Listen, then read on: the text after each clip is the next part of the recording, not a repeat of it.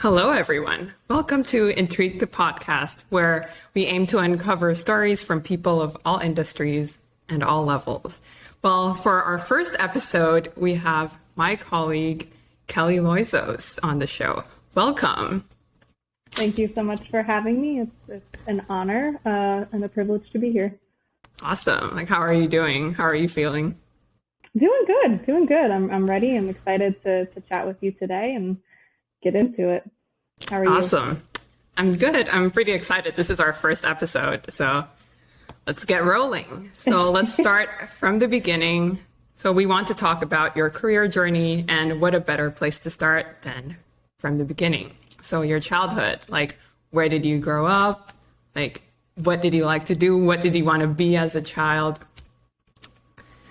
Ooh, that's a good question. So I grew up in the central New Jersey area, where I live today still. And I feel like and I guess in most kids, it changes pretty frequently based on maybe who I was spending time with the most, or, others that I saw in their jobs that I thought, oh, that looks interesting. So I remember for some point in time, so my father is a contractor. So seeing him build homes and, pick out finishes and whatnot was always really exciting for me. So I remember reading the Sunday real estate section of the newspaper, imagining being a real estate agent. So there were a couple different careers in my childhood that I was interested in. Oh, was this pre-teen age or all throughout? Oh, okay. I would say probably starting around 10 or so. I see. And what did your mom do? So she was a stay-at-home mom for most of the time that I was growing up.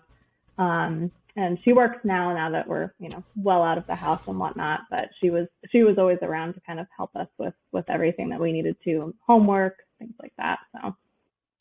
Were you more overachiever type of kid? You wanted to do well in school, or was school more oh, I'm going to do the bare minimum and get by? Where were you? Your mindset, I guess. I would say it's probably somewhere in between. My mom always said that I was at school to have a good time, but obviously grades were important too. But yeah, somewhere in between, kind of an average student. And were you more extroverted? Did you have a lot of friends, or did you keep to yourself? I would say, I don't know if I would label myself as an extrovert, but it was definitely very interested in the social aspect, even from a young age. If you asked me what my favorite subject was in fourth grade, I would probably say recess or something like that. So, But other than recess, what did you like to learn? So I always found science class really interesting, especially when we started learning about environmental science. I also remember liking my social studies class quite a bit. I see. And then, so come high school, well, you had to think about what do you want to do after high school? So what was your thought process leading up to college applications?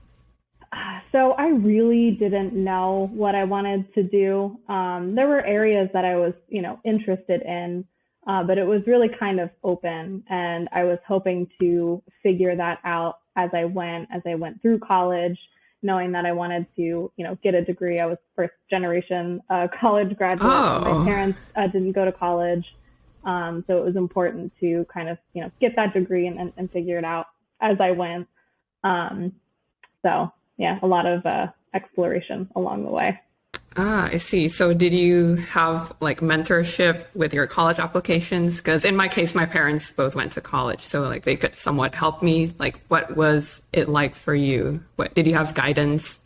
A little bit. So my sister did. She was 3 years older than me, and so she went through that process 3 years before, and was somewhat helpful. She was out of the house at the time that I was, going through the process. But my school district had a really great guidance counselor program, and a lot of the guidance counselors at that age or at that grade level were focused on making sure that you knew what you needed to do, got your applications in on time, kind of walked you through the process. So I remember working really closely with my guidance counselor on that. Did you go to a public school or private school? Public school. I see. And then what was your thought process regarding like your college choices, like where you applied and what your major would be? Ooh, that's a good one because I really didn't know what I wanted to major in. So that wasn't a huge factor in what types of schools that I applied to. I found myself applying to kind of more general, like popular schools that I knew, depending on what I ended up getting into would be suitable, right? So I applied to Rutgers University, which is where I ended up going. I applied to Delaware. I applied to Westchester University, a couple schools, and ultimately chose Rutgers based on its proximity to my house and where I grew up, and just knowing that it's like a really great school, and that it would definitely help me kind of figure it out and put me on the right path. Did your sister go to Rutgers as well? No, she went to NYU for 2 years and then transferred to Cornell. I see. So different she had schools. Better grades than I did. I mean, at least I think it's good to like get away from like your, siblings or family, just to, gain individuality and like know who you are and like without any external, pressure and all that. So did you stay at home? Did you live in a dorm in college? Yeah, so I lived on campus. My first year, I lived in a dorm, and then for the remaining 3 years, I lived in an off-campus apartment. Gotcha. Full experience. And how was your transition from high school to college, like academically, socially, and like maybe homesickness? Like, tell me all about it. I would say it was pretty smooth. I was excited about it. I was looking forward to it. I would say adjustment as far as like my living situation was smooth. I would say maybe academically was a little bit perhaps more challenging. Just kind of adjusting to the new, I guess style of going to class. You're not just in a school all day long. You actually have to go potentially to a different campus to make your class. So that was a little bit of an adjustment. Obviously, the material was a little bit harder. And how did you cope with like the workload? Did you go to like tutoring or office hours? Like, what did you do? I do remember going to some office hours, especially for my math classes. Those were always a little bit difficult. And luckily I had some friends that I had made in my dorm that, excuse me, were also in similar classes. And so we worked together on things, and, it was a collaborative process. I see. And were your friends mostly from your high school, or were they like from all over? There were actually a couple of friends that I had in high school who wound up in the same dorm just by chance. But most of the folks on my floor that I was close with were from all over. I see. And then you ended up majoring in geography, right? And Yep. How did that happen? So I really didn't know what I wanted to do, or really what I wanted to major in, right? So freshman year, I took a lot of just random classes that seemed interesting, right? So I remember taking a psychology course, history courses, just kind of randomly sampling different areas to see, what am I interested in? And I remember seeing a class about cities, which was a part of the geography department.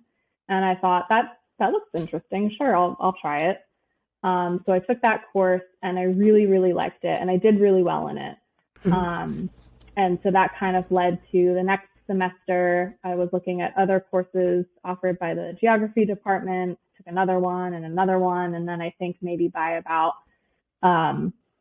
spring semester of my sophomore year, maybe a little bit earlier, I realized that, okay, there's like a trend here, right? I'm really liking these geography classes and I'm actually getting really good grades in them. This is something that this is what I want to do. I've always been interested in mapping and geography and like the where, but I don't think that I really knew that until I took these courses and was kind of like, this is it. This feels right, you know? Uh-huh. And then you had also mentioned that you enjoy social science and environmental science classes in school, right? So that probably like matches up with like what you're doing in college.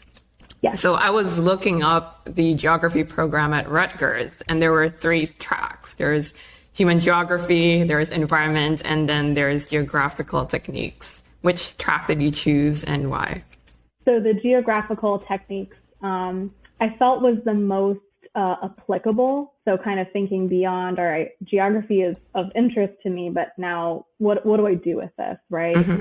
And I felt that was the most applicable track or set of courses to take me beyond just Rutgers and into, you know, my career, being able to actually apply that through geographic information systems positions. It was something that was, I think, a bit more practical, at least in my mind. Can you explain like a crash course of what geographical techniques is and what geographical information systems is? Sure. Yeah, I'm sure a lot of people haven't heard of that. But basically, it's like an applied science of how you actually map the world around you. So geographic information systems is a mechanism to actually create maps, and it doesn't have to be, you know, the road network or what you would picture under Google Maps, but it could be maps of where water drinking wells are around a property. Really could be a number of different types of maps, right? But it's really the applied technique of actually creating that map. And there were positions, you know, available at like a county or a city level. It was, you know, a clear kind of track or field that could lead to a real job, you know, after college. And so what kind of opportunities were you thinking of like post-college? And I want to talk about your internship, but before that, like I want to know what your goals were. So that's a good question. And I actually remember a conversation that I had with one of my favorite professors in the geography department. And he asked me, like, what do you want to do? Like, what's interesting to you? And I remember thinking about the intersection of geography, GIS, and transportation. That was another area that I've always just been generally interested in, like logistics and like how things get from point A to point B. And so as I was searching for opportunities in the area post-college to kind of continue that exploration of, all right, how do I apply this? You know, what am I going to enjoy doing? Is when I found ALK Technologies at the time, called Trimble Maps now, and it was like the perfect marriage of those 2 areas that I remember just talking to my professor about like a couple weeks before, and it just seemed like the right opportunity to kind of apply now everything that I've learned. I see. So you did your internship like after graduation, or was it before? No, so it was after graduation. I started in June of 2013, and I wasn't totally sure how I wanted to apply my GIS technique or knowledge. And an internship to me kind of felt like a safe way to explore, see what feels right, you know, if it's something that I like or if I'm looking in a different area. So it was kind of like in my mind, a low risk way to enter the workforce and really just try it out. So there's definitely a theme here of just kind of like exploration and just like trying things out and seeing what sticks and what I actually like. And then how did you find ALK Technologies? Like, how did you find that opportunity? And then number 2, like, how was the interview process for you? So I know Rutgers had a kind of career network. There was like a website where you could search for opportunities. Can't remember if I found the company there or if just simply like searching like GIS, you know, New Jersey or New York, just kind of Googling it, one or the other. But I found it and, you know, landed an interview, right? And it was my first interview and I was really, really nervous. And I remember being asked questions about the current job that I had. And I was so nervous. I was struggling to articulate like what I did, like the most basic questions. So I left that interview feeling that it didn't go particularly well, and I can be hard on myself. But I didn't feel great about it. But a couple hours later, they called me and asked if I wanted to accept the position. I think they sent me like a formal letter to sign, but it was an internship. So yeah, I signed up, probably started like a week or two later, and that was that. Awesome. Congratulations. Before we go there, you said you had a current job at your university, correct? Yes. What was that job? What did you do? And what did you learn from that job? So I worked at the Eagleton Institute of Politics, and I worked in the kitchen. So I was preparing food or serving food for like classes or special events that they had. And I worked there for a couple of years. It was a great job. It was a great way to kind of, eat some food, while I was working. As a broke college student, you'll eat anything. So it was great. And it definitely taught me, and really any job that I had started working when I was, I think, 14. At like a local dry cleaners, but kind of building off that experience and my job at Eagleton, I think really just taught me like the importance of a strong work ethic and what it means to show up. I see. So equipped with a strong work ethic, you entered ALK Technologies on your first post-college position. How are you feeling? Nervous, definitely nervous. Unsure of what to expect, but open and excited to apply now everything that I've learned in school and what I was passionate about, and see where it takes me. I was open. Awesome. And how useful was your degree in your job? Like, did you feel like school prepared you for your internship? I would say it definitely prepared me, right? So I had all of the kind of foundation, core knowledge of geography, of GIS. But what was interesting was at the time, ALK had proprietary like map editing software. So a lot of the skills that I learned in programs that are, pretty common, like Esri, for example, weren't necessarily directly applicable. So there was definitely a learning curve to understand this proprietary system and how it works. But I think learning GIS and the concepts are really the most important pieces, maybe not directly how you can apply them, exactly, right? It's being the process of learning that in college prepared me to then learn a new system, at work. So it was definitely a little bit of learning, but I felt equipped or prepared for that. I see. So what I'm gathering is college taught you how to learn. Yes, exactly. Awesome. And then in your internship, like, did you have designated mentors to help you? Like, how did you get caught up to speed?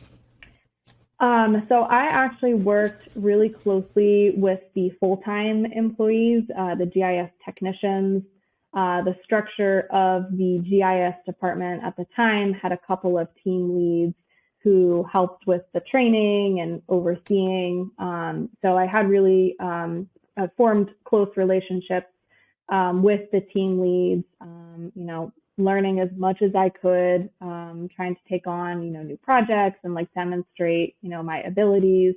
I pretty quickly realized that, okay, I really like this and I would love a full-time position here. Like this feels right. So I really wanted to prove that I was, a good candidate for that. So working closely with the team leads really as mentors and managers, I think helped that to come to life. Awesome. And then what kind of stuff were you working on during your internship? I think as an intern, we worked on kind of like low risk projects, but things that needed to get done. At the time, I think we were working kind of like on a county by county basis, so improving the proprietary map data, looking at the road network of the county and comparing it to imagery and picking out where a new road had been built or maybe had been realigned, so it needed to be edited, and things like that. I see. And then going back to our, I guess, 2 minutes ago, we were talking about your interest in a full-time role. Like, did you bring that up to your team lead? Like, how did that conversion happen? Oh, yes. Yeah, I made that clear. I'm interested in a full-time position, if it opens up. And I got lucky. There was a departure on the team, so a position had opened up. So instead of them having to, look externally, it was certainly, ideal to hire someone who had already learned the system and, had proven their abilities right. So I was able to move into a full-time position in that way. And you didn't have to re-interview or anything, right? No. It was just like, No, nice. this is good. It's awesome. Did you have to do like a final presentation at the end of your internship? No. Really just working alongside the rest of the team. So it was a pretty smooth transition. Took on a little bit more responsibility outside of maybe the lower risk projects that the interns were working on at the time, but it was a pretty smooth transition. Awesome. And then how did your role change from your internship to your full-time role? Like your responsibilities and like the difficulty level, things like that. So definitely increased responsibility beyond just, identifying differences, comparing like imagery. As a GIS technician, I also inherited an editing region, which was, I think, Wisconsin, Minnesota, maybe Michigan as well.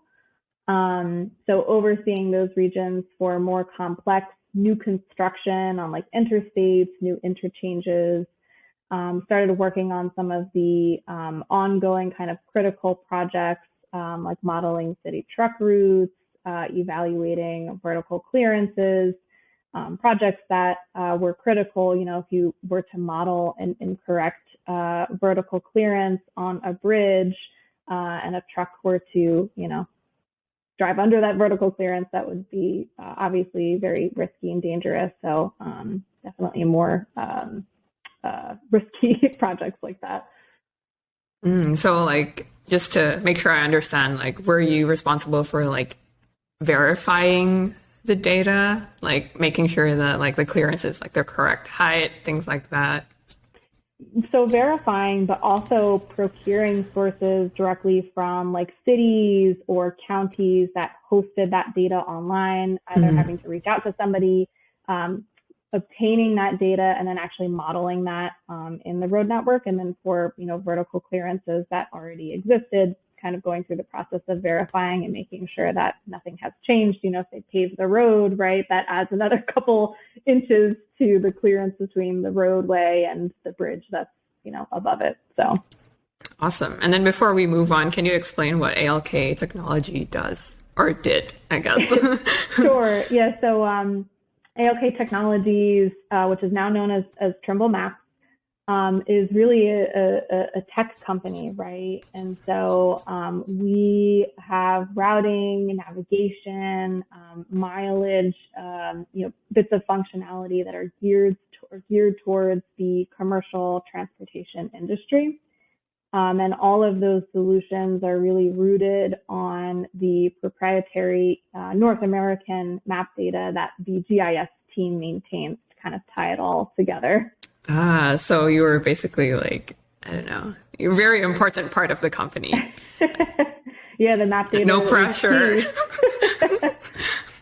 Did you feel any pressure though, like as a full-time employee? How did you deal with that? It's really important to get this right. And so I took it very seriously. So, like, was the pressure ever like debilitating at one point or at some point?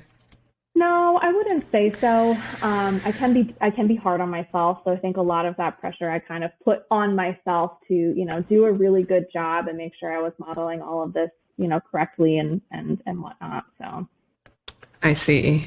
And then, so you were a GIS technician, and you transitioned into a team lead a few years later, right? How did that transition happen? So the department had created a couple of new roles. So a minute ago, we talked about how procuring the sources from a city or a county layer was a part of the role for a GIS technician. As we kind of scaled and we're beginning to model more attribution and to get through, a full review of the North American map data at a more frequent pace, it was clear that there was a need to separate that procurement process because it could be pretty time consuming. So what ended up happening was a couple of new roles were created. And one of them was that procurement of those sources, somebody that really focused on getting the sources that the GIS team needs to do their job. I think there were a couple of other positions that had opened up that created some movement within the department and some opportunity. And I was able to kind of demonstrate my interest in leading a project and leading a team through some of my assignments as a GIS technician. And so I had, expressed interest in taking on that role. And so I ended up being able to move into that role in that way.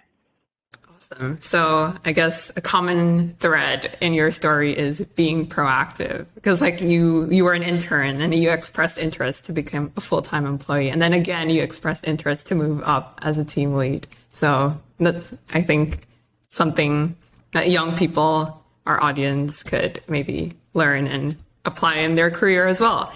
So you became a team lead. Congratulations. Thanks.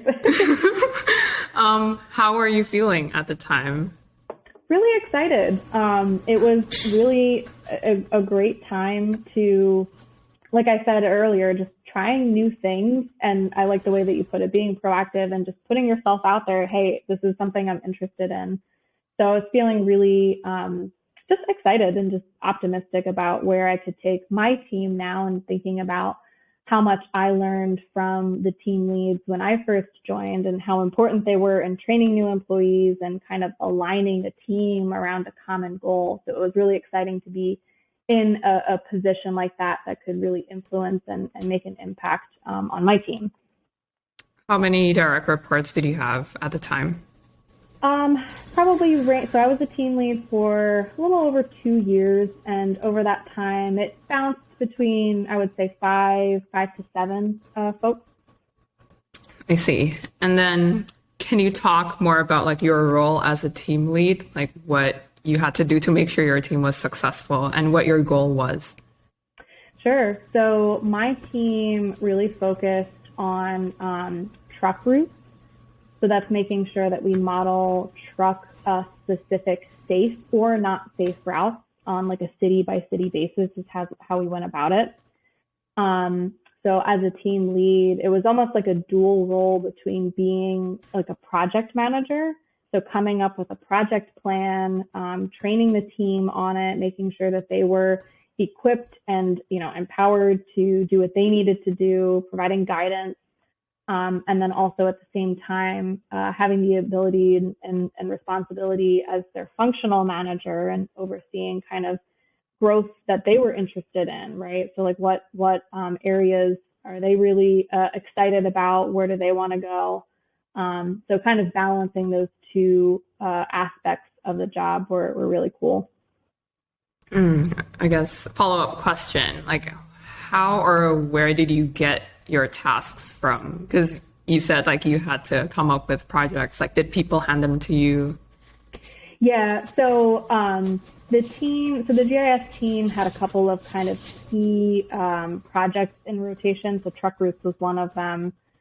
So I did inherit a lot of kind of project guidelines But what was nice is that there was the ability to improve things, right? Kind of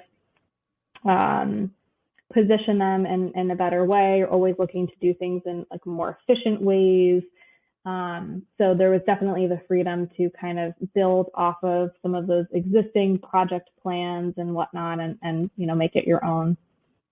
I see. And then as for building a team, is this the first time that you were in a leadership position? Like, were you ever in a leadership position in high school or like maybe basketball, anything like that? Or No, I'm like the least athletic person. So this was my first time in a leadership position. So like, I guess, what did you learn about leadership? Ooh, that's a good question. I think just learning to guide others and in the best way that suits them, right? So management of one person on a 5 to 7 person team, right? Everybody has like a different style or preference for how they would like to be managed. If you want to be someone that checks in frequently, or maybe let them come to you with questions. So kind of just getting to know each person and thinking about like what type of management style would work best for them, and really just how can I best support them in their journey, in their growth, just really being there for them. Have you ever had an instance where like your employee was perhaps struggling or disengaged, and like how did you overcome or work together with that person to solve the issue? Yeah, I think there were a couple of cases where maybe someone was struggling, and whether they had raised it, hey, I'm having a hard time, or if I had noticed it, really just trying to understand what's going on and how I can help them, and just understanding that everybody's different and might have something going on, and just trying to be sensitive to that and how I can best help them. And then you said like you were able to get to know your teammates like on a very personal level. Did you have like regular one-on-one sessions with them? Like how did you sort of keep in touch or keep track of their progress? Yeah, so we would have regular weekly team meetings. And so this was, at a time when everyone was in the office and our desks were like right next to each other. So I didn't have formal scheduled one-on-one meetings with everyone, but we were always like talking in sync, whether it was through, we used Skype at the time, or just kind of, going over to someone's desk and talking it through. So. Right. This was pre-Slack. I think, right? Oh my God. Oh God. Oh man. And what challenges did you face as a first-time leader? I guess just questioning myself. Am I doing the right thing? Am I guiding this person in the right way? So just a lot of, like I said earlier, I can be hard on myself. So just making sure that I'm always doing the right thing and putting them first, and being as helpful as I could. So I think that was challenging, of just kind of the natural questioning that I would face like internally. How did you overcome that self-doubt though? It's like there is probably like really mean voices in your head, like, hey, You're not good enough. Hey, like, what are you doing here? You don't deserve to be here. Like, how did you sort of shush them and like, hey, I'm good. Like, shut up. I think it's a constant battle. And I think it's something that you just need to be mindful of, and just try to, when you hear those voices, just kind of remind yourself that, this is, I can be hard on myself, and don't question yourself so much. So it's like two voices in my head, I guess. One that's kind of, questioning, and the other that's saying, you know what's best. And I trust my gut, so try not to listen to that other voice. I see. So we have internal voices and then we have external voices. How do you deal with the criticism? Or at the time, like when you were a team lead, I guess. No, I think it's important to kind of listen to feedback from others and take that, because others can see things in us that we may not see. So just, kind of taking that and applying and constantly improving, right? That's what we're all doing, is learning and growing. So. And then how do you give feedback to your team members? So so going back to each person is different and has a different style, right? So it really kind of depended on the person, but I was, in the belief that constant feedback and then also reinforcement is a good thing. You don't need to save up for your annual review or anything like that. It's just, let's have a constant process where, I'm really looking to help this person grow and improve and be the best that they can. So I see. So early and often, I guess that's what I'm getting. Yeah. Awesome. And then I guess you were pretty comfortable, maybe a couple of years into the role. And then I saw that you transitioned to a project manager. How did that happen? Yeah. So, and a similar situation where as ALK was growing into Trimble Maps, there were new opportunities that were becoming available. And so there was a need to bring in another project manager that focused. So it was my first step out of really the GIS team bubble and into what I would call the wider data team. So beyond the folks who are editing and maintaining the map data, but kind of taking it one step further and, okay, after we edit that data, what happens? How do we actually deliver that out to the market? How do we get it into our other applications? So I moved kind of outside of just that GIS bubble into the data team. And yeah, it was just kind of as I said, as we kind of grew and were scaling, it was an opportunity that opened up. And again, I think kind of expressing interest, right? That's an area that I'm interested in, and being able to demonstrate my commitment and ability to manage a team, I think helps to kind of give the confidence needed to be able to prove to others that I can manage a project, right? It's kind of that natural progression. Can you, before we go into project management, can you explain what happened between ALK Technologies and Trimble Maps, the transition? Yeah. So we were acquired by Trimble. So it was a transition from being kind of this private company, small company, to part of something bigger of a public company of Trimble. And how was that for you? Did you feel any changes within the company, morale, company morale, things like that? I think it was an exciting time because there's just a lot of opportunity that was opening up, especially, within the wider, transportation group within Trimble, the opportunity for us to connect some of our services and functionality into these other elements of Trimble transportation. It was exciting. There was, like I said, a lot of opportunity. And so I think people were excited about that. I see. And then project management. Can you sort of give a crash course of what project management is? Sure. Yeah, that's a good question. And I think it differs from company to company.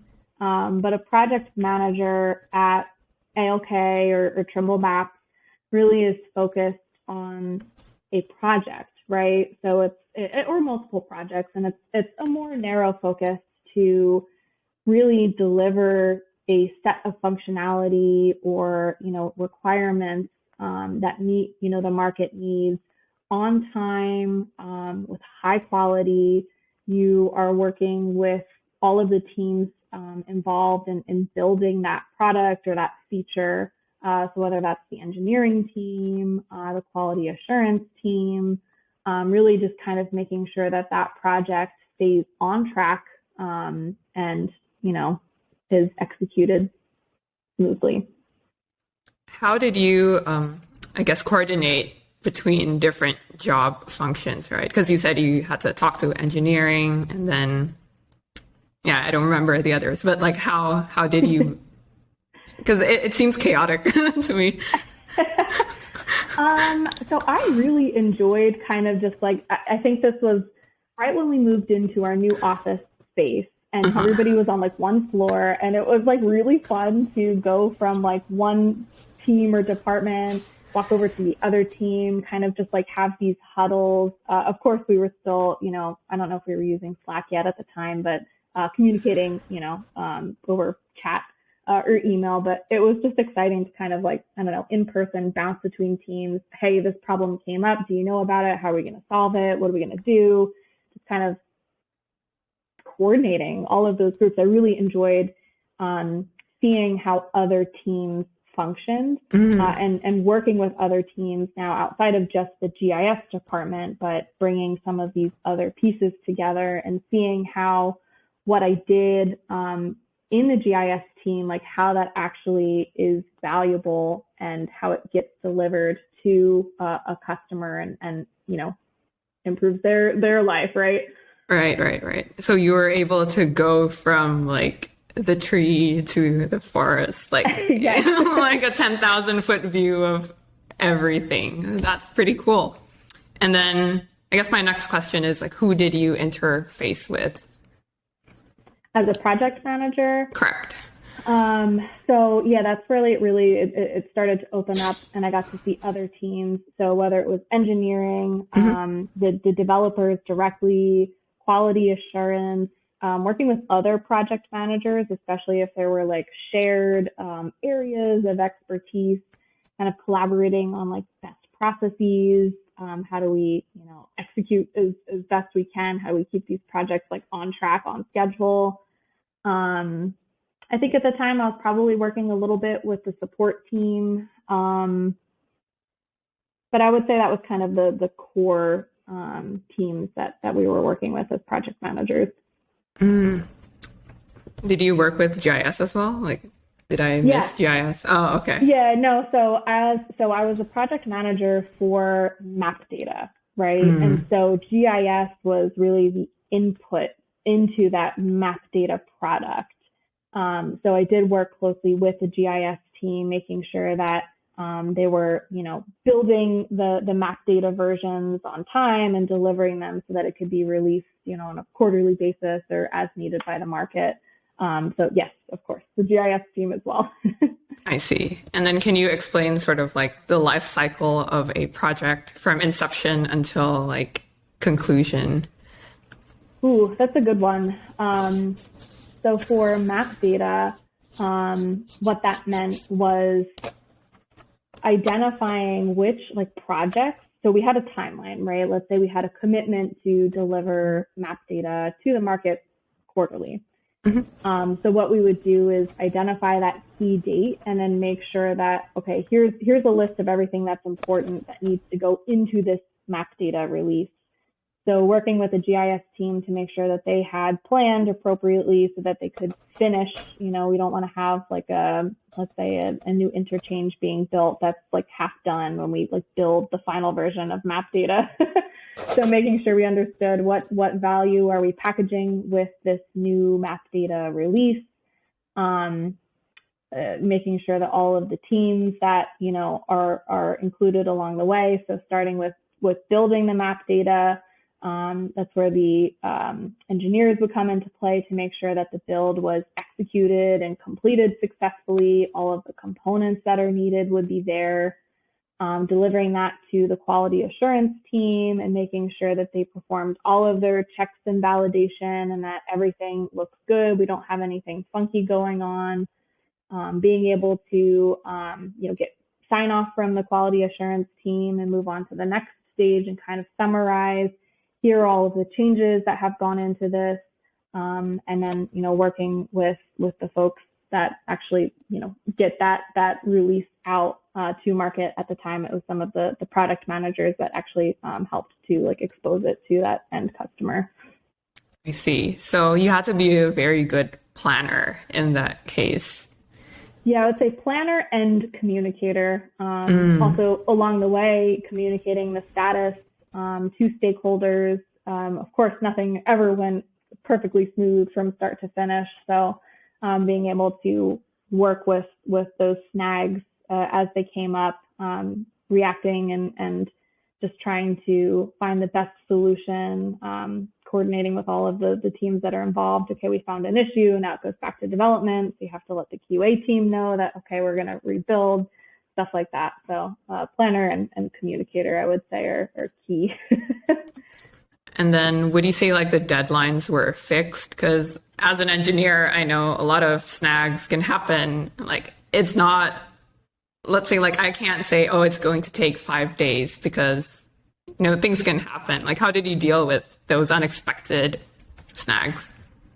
Yeah, it's a good question because in some cases the deadlines were fixed. If we had a customer deliverable that had to go out, I think as a project manager, even in cases of chaos, I feel like it's a really important skill to try to just stay calm and level-headed. Your team might be freaking out, but you're just trying to, maintain a steady presence. We've got this. Let's figure out what we need to do. Let's do it. So trying not to create more panic or chaos for the team. Oh, did you do like any meditation? Like how did you stay calm? Like because you were probably terrified on the inside, but you had to like keep a straight face, right? No meditation, although it might have helped. I don't know. I feel like in cases of like chaos, for some reason, my natural reaction, I think, is to just try to balance out and just like be the opposite because that's what people need. So I think there's just like an immediate kind of natural reaction on my side to just say, okay, all right, let's calm down. Everything's going to be okay. I see. And then have you ever missed deadlines and like what happened after that? Yeah. I think there were a couple. I mean, it's like a business, risk or decision that needs to be evaluated, right? So here's where we are. Here's the risks. Delivering something that is unfinished or not ready, is worse than, let's say, being like a day or so late. So in those cases, just being proactive, communicating with the folks downstream who need to know that, hey, this is going to be late. Here's why, and here's what we're doing to deliver this as soon as possible. Just like keeping them informed, I find is important, and nobody's out of the loop. Everybody knows what's going on, and just being transparent and clear. I guess people at the bottom and at the top, right? Stakeholders as well as like everybody else. Yes, yeah, everybody along the way. As a project manager, you're just kind of this like constant force that's interacting with all of the teams involved. So yeah, having clear messaging, communication is really important. And then I guess a common thread again would be like early and often, right? Like updating, like as an engineer, I would want to update you whenever I hit a snag, like ASAP, like, hey, Kelly, I've hit this issue. We're going to be delayed. Like you would probably want someone to update you as soon as possible whenever something bad happens. Is that accurate? Yeah, I would say early and often. That's a good way to put it. And then be proactive.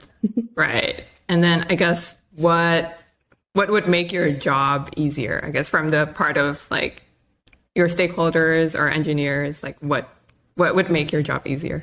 Does that make sense? Ooh, yeah, no, that's a good question. I guess my obvious answer would be stability, right? So not seeing build issues or anything like that, so that we have more chance for things to go smoothly, but understanding that it's not always going to be the case. Can't ask for it to be perfect each and every time. Yeah, maybe more stability. Yeah, like at the time, like I said earlier, we're going through a lot of growth, trying to increase the frequency in which we were delivering map data. So that came, with some growing pains, and making sure that our build process was straightened out. We were working on automating it, so we didn't have to have anyone like babysitting it over the weekend while it ran. So identifying what's all right, what's not working, what keeps breaking, right? Let's prioritize how we fix that, and really make this process as smooth as possible. Awesome. So I guess after project management, you transitioned into becoming a product owner. Can you explain like how you got that transition going and what is a product owner? Good question. So in this case, what ended up happening was the project management team essentially merged with the product management team. And so the project manager role evolved into the product owner role. Okay. So it was really kind of a transition along with the rest of the team. And I would say kind of the key differences between a project manager and a product owner. Product owners are, I would say they're more, so instead of owning like a project or a couple of projects, right, in parallel, you really own the feature or the functionality itself from an execution perspective. So the ownership and really like set of responsibilities grew from I'm focused on delivering this feature or this project. As soon as you deliver that, your focus shifts right to the next thing. But a product owner is more generally an owner, right, for that entire feature, application, functionality, right, which meant that you had the ability to make more decisions about that product and had a little bit more ownership of the more immediate roadmap and how things were executed and prioritized. So just a little bit more ownership.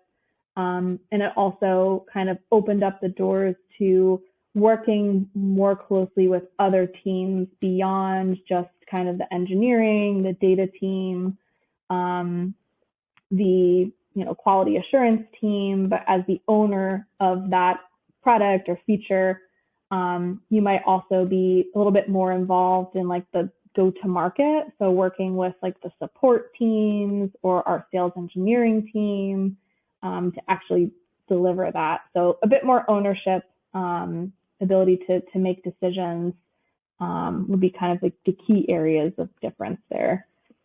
I see. So I guess a product could have multiple projects, right? Is that okay? Cool. And then can you sort of put an example so that it's more concrete that the listeners can understand? You could use a Trimble Maps product or any other product and then like mention, oh, here's a project in a product, or here's a feature in a product. Sure. Yeah. So maybe if we take a map data release as an example. So we issue, quarterly map data updates at the time, right?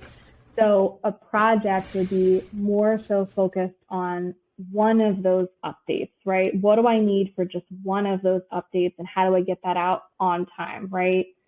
As a product owner, your scope kind of increases beyond just that immediate project, that immediate map data quarterly deliverable. But now you're thinking ahead a little bit and about the overall process and like how do I improve these deliverables, right? And what's next? And to have a little bit more ability to prioritize within that map data release, as opposed to kind of having those priorities set for you as like a project manager. But that would be my kind of high level example of how they might differ for just like a map data update. And then as a product owner, were you also doing project management or did you have someone else help you do that? No, yeah, so that was a part of the role. It was really an evolution of you're doing a lot. So it's very execution focused. So you're still doing a lot of that project management. You still want to deliver that feature or functionality on time with high quality. But you have a little bit more ownership along the way to do that in a way that you see fit and improve the process, as long as you could get it out on time. It's a little bit more ownership. So I guess project management on steroids, would that be accurate? Yeah, that's fair. I see. And then I guess what new skills did you have to pick up as a product owner? So in my case, when I transitioned along with the rest of the team from project manager to product owner, that's when I stepped out of just purely kind of the data and map data updates. And I took on some additional areas of expertise or additional features or products. So this is where I kind of transitioned into a more technical role. So I had to learn about APIs, right? I didn't have that technical background. So it was, I think, during this stage that I really had to put in the effort and learn a lot of those technical concepts and be able to support being a product owner for more than just map data, but now thinking about some of the web tools that map data feeds into and how a user can customize map data, the APIs that go into all of that. So that was a big area to kind of to brush up my skills and learn some new things to support that set of responsibilities.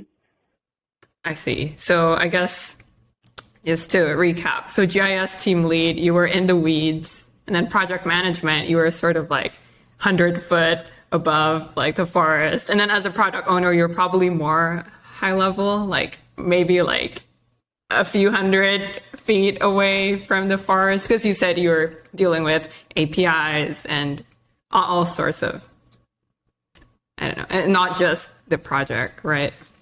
Yeah, no, that's a good way to put it. All the while, though, still responsible for the successful execution, but kind of picking up more responsibility in terms of like what you are empowered to do, but then additionally new skills for different product lines that I'm now looking after. It's not just about how we build the map data, but some of the elements that go into that. So kind of branching out in that way. Did you struggle with that transition? Like, how did you find it? Yeah, it was tough. Like I said, I didn't have a technical background. A lot of my colleagues had, like computer science degrees or were engineers themselves in previous roles. So I felt like I had some ground to cover and to make up. I think in some ways it's beneficial not to have that technical background, just because you can avoid getting into the weeds when really it's the engineer's expertise, right? In some ways, it is nice to be able to troubleshoot and understand all of those technical bits. So it was definitely a challenging time trying to learn the ins and outs. Like I don't think I knew what an API was, a couple of years prior to that. But I was lucky to work closely with a lot of really great people that were committed to helping me along the way. At this time, when I was a product owner, is when I started to get into our Places initiative. So I was working with the Places API. That was my first kind of experience with an API. And I just remember many long sessions with the engineering manager at the time, who was committed to making sure that I understood the architecture of everything. Many hours spent with him in a meeting room, and he would draw out the system and the architecture and have me play it back to him. And he was really committed to making sure that I understood this, that I felt confident. And it was really great to see someone so committed to like helping me, and they wanted me to understand. So yeah, working closely with people like that who have guided me along the way and taught me what I needed to know has been really great. And then would you say you proactively seeked out that help? Yeah, so I needed to learn to be able to manage this feature, this set of functionality. It's something that I need to do. So I spent a lot of time, seeking folks who could help me understand the ins and outs of, what we had done to date. So yeah, being proactive in that way and really putting in the work to learn is, I think, was key. How was your work-life balance at the time? That's a good question. Because I was really committed to learning and supporting this the best way that I could. I did spend a lot of time, even outside of work. Like I had a whiteboard in my office, and I remember like at night trying to draw out that diagram and like make sure that I understood it. So I did spend a lot of time even outside of work, but it was what I wanted to do, right? I wanted to be as equipped as possible and come up to speed as quickly as I could on some of those technical bits. So it was a little challenging, I guess, as far as work-life balance, but by choice. Mm-hmm. And then how long did it take for you to become like more comfortable as a product owner? Probably a good couple of months, at least on those technical bits. But along the way, it's endless opportunities for learning, right? So I might have gotten comfortable with, all right, I understand this API, I understand the database structure, but as new features were in the pipeline, there was more to learn there. So there wasn't really ever a point in time where it was like, okay, I got this, like I'm done learning, right? It's a continuous process. I see. And then how long were you a product owner? I think I was a product owner for about 3 years. Okay. And so product owners work really closely with product managers. Mm-hmm. So I was able to observe folks in that role and had expressed, interest in advancing to a product management position where you take on even more responsibility, a little less execution focused. But yeah, being open and honest, with your manager about that career development, I find is really important. You have to communicate, what areas are of interest to you, and have them help you, move to that next stage. Like how did you know like you wanted to become a product manager? Like what drew you to that role? So I think what I had really enjoyed about the transition from like GIS team lead to project manager to product owner was just the exposure and just kind of like my view was continuously like expanding on just like going from a really small area like of expertise and focus. I really enjoyed that, like working with more and more teams and more people in the organization and really understanding what it took to bring a product or a feature to market, from start to finish. That was really interesting to me. And just being able to observe others in that role, really just kind of drew me to it. I see. So you wanted to have like a more high level view instead of, I guess, staying in the weeds. Like, would that be accurate? Yeah. And also just, I guess, a product owner has, ownership and ability to make decisions on, let's say, like a quarterly basis, kind of owning that like quarterly roadmap. Whereas a product manager is more broad, right, and owns that like 1 to 3 year plus or beyond roadmap. So there was interest for me in going beyond just kind of the short-term future and breaking out to like, what is our long-term vision here? I see. So I guess you moved from like execution and planning to like long-term strategy. Yeah, I've heard product managers being described as like the CEO of a product or can you explain that? Feature of functionality. And it's an interesting way to put it, and I think it's accurate because you're ultimately responsible for the success of that product. So beyond just the execution piece, you need to understand what the market needs are and how you solve for those market needs, coming up with a plan, both short-term and long-term like vision, and then working with all of the teams that are involved in bringing that to life. So even beyond just the execution, but the delivery of that functionality out to the market, and interfacing with like customers directly was really cool. So kind of all of the bits and pieces along the way that, somebody ultimately responsible for something, CEO, right? It's like the CEO of the product. So, okay, I'll try to recap what you said. So the first step would be like, try to find out the problems that the customer is having. Like, how do you go about that process? So sometimes they'll come to you, right? So issues like reported through the support team, if it's an issue that a customer is having, and it's severe enough, or maybe it relates to like existing functionality that your product offers. So sometimes it'll come to you. Other times you are kind of actively seeking to understand the market and the user. So one of the kind of responsibilities of a product manager would be what's called voice of customer.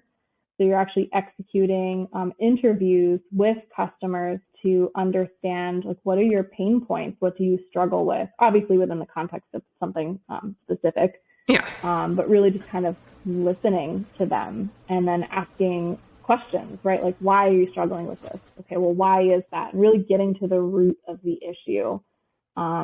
And when you speak to enough customers and you start to identify trends or patterns, you can start to see where that market need is.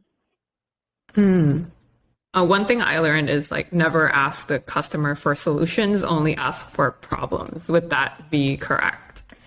Yeah. So, I mean, and even a customer, they may not know the solution, right? Yeah. And you might not know it either.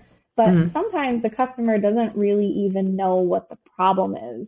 So they may describe having trouble with, trying to think of like a good example. I'm having trouble brewing a cup of coffee, right? And so you're like, okay, why? Tell me more. Yeah, okay. Right. And so as you peel back the layers of that onion, you find out that, well, actually they're having trouble ordering coffee, right? Not actually related to the activity of brewing it, but like way further back in the process. So, and they may not even realize it. They may describe it as, I'm having trouble brewing a cup of coffee. Interesting. Yeah. And then like, how often do you talk to customers? Like, do you have regular check-ins? Because, yeah, I'm curious. Yeah. So some of our key customers or customers where we have a lot of like active work going on that's related to them, we might have like weekly cadence calls or ad hoc calls with customers who are interested in exploring some type of functionality. I would say that I speak to customers almost daily, could be a couple times a day with different groups. And then I think I'd like to note that Trimble Maps is a business to business model, whereas let's say like, I don't know, Google or I don't know, Tinder, I don't know, just making things up. It's a business to like customer, a B2C model, which is probably like different. Like the way they talk to customers, the way they gather feedback would be different from, let's say, a transportation company where they have like fewer clients, right? Yeah, that's an excellent point. And I think it changes the interview too, right? So in this case, the person that you're speaking to that has a problem that they're trying to describe, they may not experience that problem like personally, right? So they're speaking on behalf of like their customer who's coming to them with a problem. So I think a lot can get lost in translation along the way, which is why it's so important to really ask a lot of questions, or if possible, see if you can get connected directly to the person who's experiencing that problem. So I guess like your customer also has customers. Yeah. with that? Oh, okay. I guess like something the audience may not understand. It's like, oh, like, what do you mean lost in translation? Right. Yeah, no, that's a good point to clarify. Cool. And then, okay, so we have like the customer, like voice of customer. Do you involve like, let's say engineering into these discussions, or is it just like product? Who would be in those calls? So it depends. I'll try to read my audience.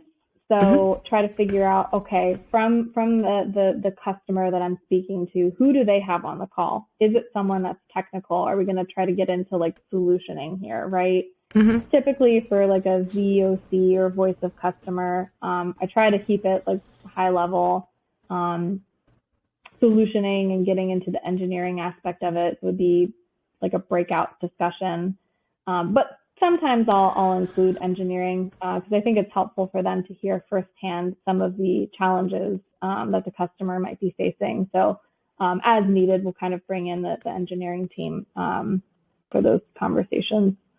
And then do you also like have sales in these calls as well with the customer?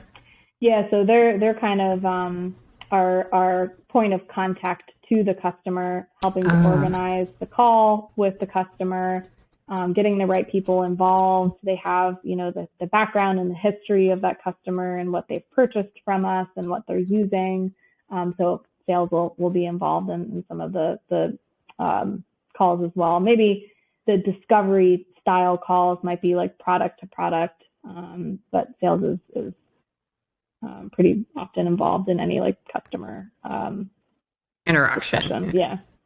What do you mean discovery calls? Like discovering their problem or? Yeah. So discovery, voice of customer, where you're really trying to understand, like, what do you struggle with, right? So more broad conversation to pinpoint those specific problem areas. Got you. Okay. So we've got the problem. Like what's next? Yeah, so once we identify a problem and we understand that it is a theme across different customers. That's important. A theme across different customers, yes. Because we wanna solve, a problem that, how we rank and prioritize, right? So obviously a problem that impacts 5 different customers, there's more opportunity than a problem that maybe is specific to just one customer, right? And then also something that we want to be mindful that when we do build the solution to this problem, that it is built in a way that is flexible and can help solve that problem for not just one specific customer, right? It's something that's applicable to many customers. So once we kind of understand that pain point is when we will brainstorm internally, what can we do? There's so many creative folks that we work with that have tons of ideas. So kind of getting into like a brainstorming type of session. And then once we think we know how to solve that problem, typically that will result in another call with a customer to kind of, validate that with them. What are your thoughts? Does this make sense? And, really maintaining close contact with that customer or group of customers as we build the solution out, something that's like iterative. We don't want to, build some giant feature or functionality in a silo, spend all this time, and then go back to the customer and realize that it's not quite the right thing. So it's important to keep them involved along the way throughout that process. Awesome. So common thread again, early and often. Yes. Okay, before early and often, I want to talk about the solutionizing, like who is involved in that process? So it could be really any number of people. So it could be, our sales or business development team that, hey, I spoke to another customer that, we had a similar issue and this is, how we talked about solving it for them. Of course, the engineering team, the product team, our sales engineering team. So really it's an open collaborative process among teams to kind of figure out like what's the best way that we can solve this problem for them. And then I guess the next step would be like the project management side, and then getting the engineers to build out the solution iteratively, Yep. right? Yeah, actually executing and getting something in motion. How can we build something quickly, iteratively, to demonstrate that value to the customer and, deliver it to the customer as soon and as frequent as possible. Yeah. I see. And then after that, like, how do you measure success? Ooh, that's a great question. And something that we're trying to, I would say, improve on is identifying those key metrics. So defining upfront, like, what is success and how do we know if we're successful and how do we measure that? And it could be a metric that is something we create internally, and or it could be a metric that a customer defines. So, all right, here's the problem. If you were to deliver a perfect solution for me, I would expect it to do X, Y, or Z. And I would measure rate of improvement of, X, Y, Z, right? So it could be defined by the customer as well. I see. And then I think I missed a step before success, because you have to, after building the product, you have to get it to market. Like, what does that process look like? Yeah. So we work with a product marketing team who really focuses on that go-to-market delivery plan. So how do we communicate this? What is the value? So we work closely with the product marketing team to identify that. How do we speak to it? How do we equip our internal teams to speak to this and to train customers? How do we document this, right? So that everyone is speaking the same language. And sometimes we'll do like a beta program. So if we've built something and we want to continue to collect feedback from the market, we can work with a couple of key strategic customers to make that available, collect their feedback. So the product marketing team would be involved there as well to understand, like, what are our customers saying? Is this, meeting their needs, and ultimately giving the green light to more formally proceed with like a launch or a release. I see. So, like, from what I've learned as well, like, marketing wants to know, like, how, I guess, what makes the product different from the market. Like, would that be accurate? Yep. Yeah. What's our key differentiator, right? How is our solution different than like a competitor's? Okay. So let's take a step back here. I want to identify the different people that you interact with, right? So I guess the first customer, like, you want to know what their problem is. Yep. And then sales, like, what do you want to know from sales? So sales has that customer background or history. So it's always helpful. And even prior to talking to the customer, to work with sales to understand what's this customer's history, how long have they been with us, what do they currently use from our set of offerings, just kind of understanding that background and maybe where they see an opportunity for me to be mindful of kind of going into that conversation with the customer. Okay, cool. And then engineers want to know what to build and why. Yep. And then the engineers will figure out how to build it. And then, marketing wants to know how the product is different from the market. And then, who else? Business development, like, what do they do? What do they want from you? So business development, I would kind of group in with sales, where they're working with like strategic customers or accounts, maybe not necessarily selling directly to another business that would ultimately consume that, but let's say selling to like a partner who would then sell that same solution like to their customers. So it's almost like a different like selling model.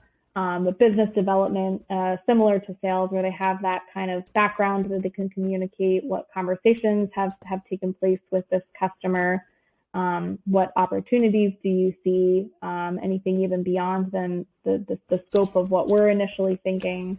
So it's always good to bounce ideas off of them. And then I'm guessing you also talk to like the upper management, right? Because they want to know, like, What do they want to know from you, I guess? Yeah, but along the way, throughout the whole process, right? So communicating with stakeholders from the start, right? This is a problem that we're hearing in the industry, and this is how I think we need to solve it. Collecting their feedback, making sure they're involved along the way, and yeah, communicating through the process of building, making sure that they get like demos of the functionality that we're building. Yeah, kind of keeping them in the loop all along the way. Early and often. Early and often. That's Oh right. my gosh, the main thread of this conversation, I guess. And then, like, what happens when something is, let's say, off track, when there's snags along the way? Is it like the same process you followed as a project manager? Like, hey, bring it up to stakeholders, bring it up to everyone. Yeah, I think that's fair, and snags are going to happen, right? Nothing ever is ever perfect, right? Yeah. And I think that's a benefit of this like early and often theme and being iterative and agile, right? So instead of spending months or like a year building something in a silo, bring the stakeholders, bring the customer into that process and collect feedback early and often. So if you do hit a snag, it's going to be less severe or less significant than if you were, at the end of a 1-year project cycle, and you realize that what you've built doesn't really align with what the customer needs. So yeah, just being proactive in that way, being agile, I think is the best way to kind of deal with those snags because they're going to come up. I see. And then I guess my next question would be, what hard and soft skills does a product manager need to have? A great product manager need to have? Ooh, that's a good one. I would say definitely communication, right? Being a clear, concise, effective communicator, especially as someone who's working with so many different teams. I think also the ability and willingness to wear many different hats, right? To like fill whatever role or gap is needed for the success of a product, like rolling up your sleeves. Maybe it's not your official job description, right? But it's what the project or what the product or the team needs, and I'm just going to fill that gap, right? I think definitely a technical background is helpful, though not required. Like I said, if you're willing to learn and you put in the work, you can certainly pick up what you need to along the way. You're going to be learning no matter what along the way. So I would say those are some of the key skills that a great product manager would have. And then when you say communicating, like you also have to be aware of your audience, right? Like, for example, communicating with an engineer would be different than communicating with a customer, correct? Yes, absolutely. Yep. I see. And then being proactive. And then what was the last one? Being proactive and willingness to wear like whatever hat is needed, right? Oh yeah, the CEO of the product. Right. Which I think is what I like most about the role.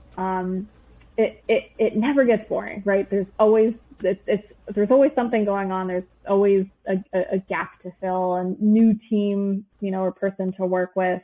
As a product manager, you really see so many more areas of the business.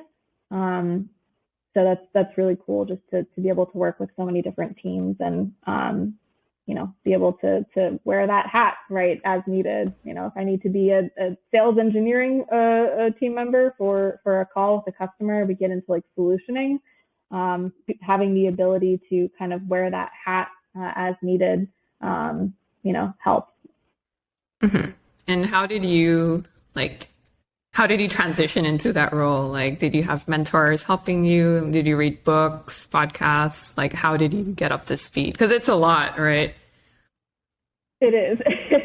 So I've been really lucky. Again, I've had really great mentors along the way who have been, super critical in that career path for me, learning, bouncing ideas off of them, providing guidance. And that mentor doesn't have to be your manager, right? So it could be your manager, it could be, in addition to your manager, other folks within the company. So having that guidance has been really helpful for me.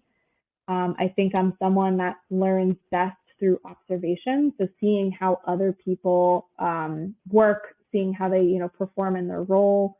So just being able to work closely with others, who want to see me succeed, right, has been super helpful. And, reading books along the way, right, is helpful. But I think for me, seeing things like in action and in a way that can be applied is the most helpful. I see. And then the tricky part about being a product manager is that, let's say, like me as an engineer, I don't report to you, right? So like, how do you lead without authority? That's a great question. And I feel like it comes down to like influence, right? So you don't have to have that authority to be an effective leader, I don't think. If you can communicate, and rally the team around a given goal and communicate why it's important and what we'll get out of it, and just be like the champion for the team and get people jazzed about like what it is that you're building and what you're doing, I feel like it's less important to have that formal authority and just have influence in that way by rallying folks around a common goal and like getting them excited and giving them insight into the why. Like, why are we building this? I'm not going to just ask that, hey, build XYZ and not provide background. Influence is the key word there. And then I think as an engineer, I also like to know like the impact of my work, right? So I'm not like building, let's say I want to build a web app. Like I want to know who's using it and why it's useful rather than just like blindly building it because the product manager told me to do it, Right. Nobody wants to build something in a silo. Exactly. And then let's see. Oh, how did you evolve as a leader, I guess, from your first leadership role until now? Ooh, that's a good one. I think just through experience and working with so many different teams has allowed me to build up skills that I see in others and other teams, right? So, for example, I don't think I was, the best. I used to get nervous, like talking to customers, right? Working with the sales team and the biz dev team and observing them and their conversations with customers, and understanding like what works well, how can I pick up, what it is that they're doing that's working. Through that, I think I've been able to be like a better salesperson, like wear a sales hat, right? Or talk to a customer and get more comfortable. So I think just kind of picking up those skills along the way is how you grow and evolve from that first leadership role to where I am today. Okay, so I guess what I'm learning from you is that number one, you like to learn through observation. Yes. And then I guess you like to, you're proactive about seeking opportunities to grow. And then my third question would be, or like a follow-up, you said you get nervous talking to customers. Like, how did you overcome the nerves? Because I noticed like you're very articulate. Like, how did you develop that skill and that confidence? I think it's just through experience. Each conversation that you have with a customer, each one gets a little bit easier and you get a little bit more confident. Like I said earlier, I can be really hard on myself. So I think that trying to ease up on that, right, and listening to the other voice in my head that says, like, you got this, like, you'll be fine. Yeah, I think that's just trying to learn, what worked well in my last conversation and then applying that into the next one and just kind of building off of that and trying not to be so hard on myself. Learning is an iterative process, early and often. Oh my God. There's a theme here. Exactly. So I guess like my question would be like, what have you learned about yourself? I think I hinted on some of these, like learning through observation, you're proactive, and then you're very agile. Like what else have you learned throughout your career journey about yourself? So I think one kind of key lesson is to not be afraid to take risks. Even looking back at my days at Rutgers and trying to identify what do I want to do, right? I took a bunch of random courses and identified like, oh, okay, this is really what's resonating with me. Applying for that internship, not knowing 100% that that's exactly what I wanted to do. And then also moving into each role along the way. Of course, it's scary, and no one's going to feel 100% prepared to take that next step, right? But I think just knowing that it's okay to take those risks, and that you can do that in like a calculated, safe way. It doesn't have to be like, go jump off of a bridge type of risk, right? But yeah, taking risks, finding out what you like and what you don't like. And, if you don't like something that you've tried, then it's, now you wouldn't have known that unless you tried it. And so you can build off of that. And I think another key lesson kind of related to that is just learning as you go. You're always going to be learning if you, roll up your sleeves and put up the work and dedicate, the time that's needed to learn what you're looking to learn. You can do it. And you'll never feel fully prepared for, the next step or the next role. And I think that's okay because you'll learn as you go. And I would actually argue that if you did feel 100% prepared for that next step or the next role, then it's almost too late, right? Because you could have taken that leap 6 months ago, a year ago, and think about where you would be today. So kind of taking those calculated risks and knowing that you'll learn as you go is probably the biggest lesson that I've learned throughout my career. I see. And then I think you also answered like my question that I had in my head, like to, I guess, young people, high school, college, or like mid-20s, like mid-20s crisis, like what do I want to do in life? Like, what's my passion? I guess like your advice would be to go wide, explore everything. Or like, what would you like to add to that? If anyone's listening and like maybe they feel kind of lost with their college major choice or career choice, or maybe they hate their job and they want to switch, like what advice do you have? Yeah, I would say just try something new, right? The worst that could happen is that it's maybe not the best fit, and now you know that, and you can build off of that, right? And even if you try something and you kind of like it, like ask yourself, well, what do I like about this and what do I not like about that?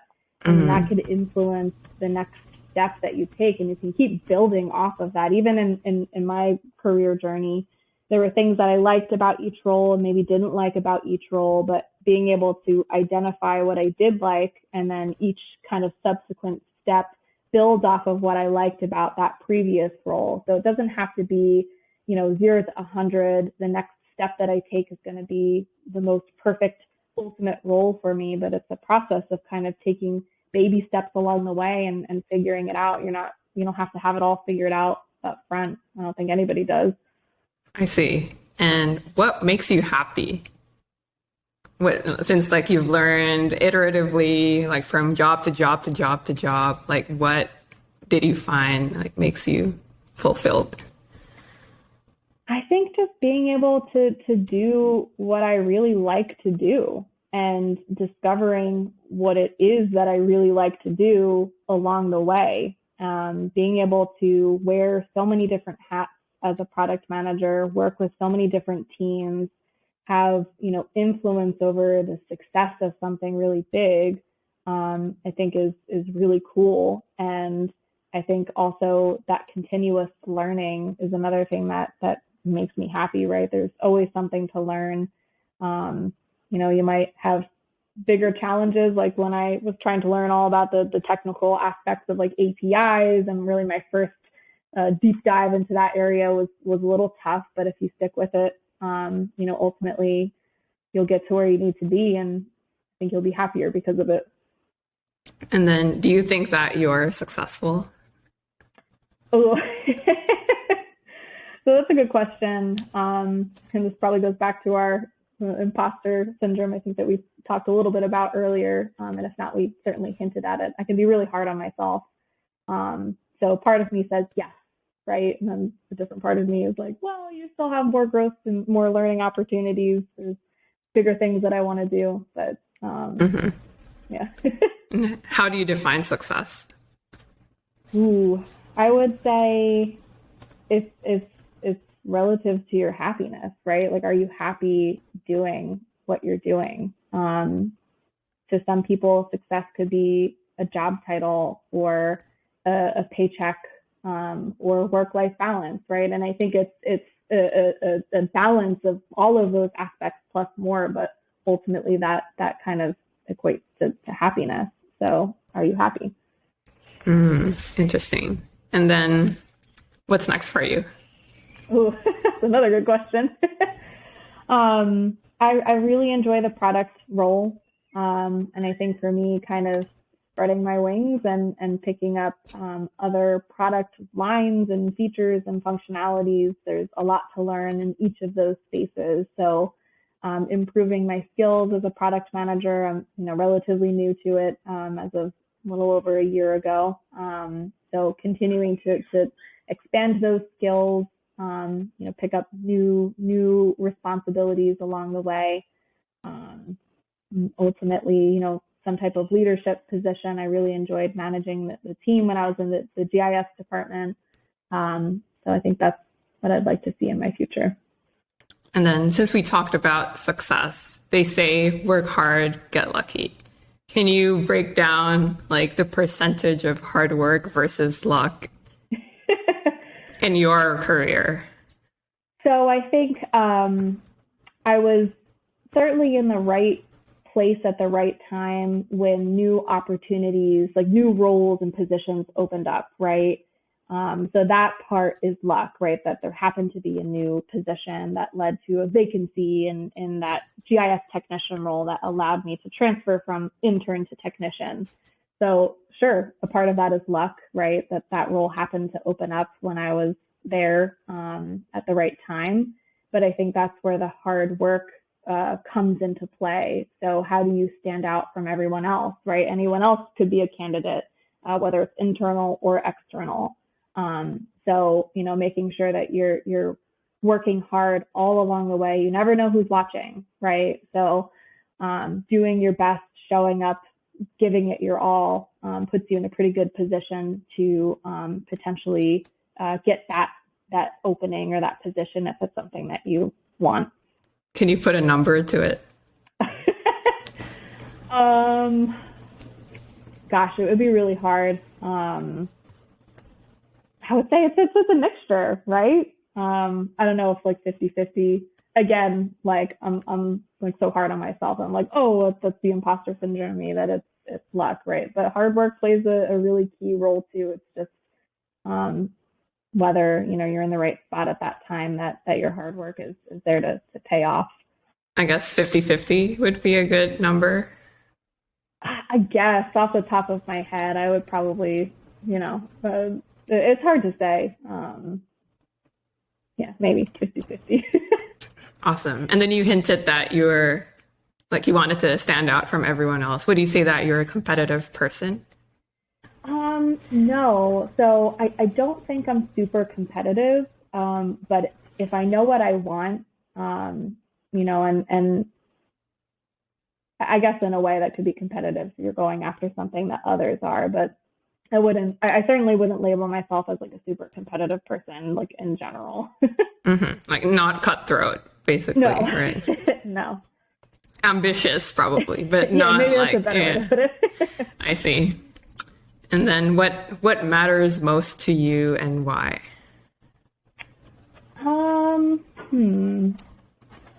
That's a good question. I would say just enjoying what you do, right? You spend so much of your time at work, right? So enjoying what it is that you're doing is really important. Any last pieces of advice for the audience, young people, lost people? I guess I would say it's okay to be lost. I was certainly lost at one point, probably a couple of times, right? I didn't really know what I wanted to do, just tried out a bunch of things and figured out what I liked. So that doesn't have to be a bad thing. There's so much opportunity just, to try some new things out, see what works, see what you like. It's okay if you don't like it. Just kind of keep building off of each of those small calculated risks that you can take. And I think that'll take you pretty far. It doesn't have to be, something huge and scary. But yeah, try it out. Always be open to learning, show up, do your best. Yeah, that would be my takeaway, my overall advice. Awesome. Well, on that positive note, well, thank you so much, Kelly, for being a part of this podcast. Of course. Yeah. Thank you so much for having me. This was great. Awesome.